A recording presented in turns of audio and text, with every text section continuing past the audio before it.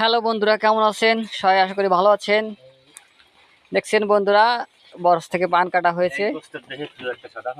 পানের সব বড় বড় ব্যক্তিরা যারা পান গোছাচ্ছে, আর এই পানটি এই মুহূর্তে বিক্রি হয়ে গেছে 12,500 টাকা। তো দেখতে পাচ্ছেন বন্ধুরা, পানের এটা হচ্ছে আমার ফার্স্ট বরজের পান। আর দুইটা বরজ আছে, বাট এই বরজের পানটা একটু বেশি ভালো ছিল। একেবারে ভালো সেটা বলবো না, পানের কোয়ালিটি অনেক ভালো আগের থেকে। তো দেখতে পাচ্ছেন সকলে পান গোছাচ্ছে।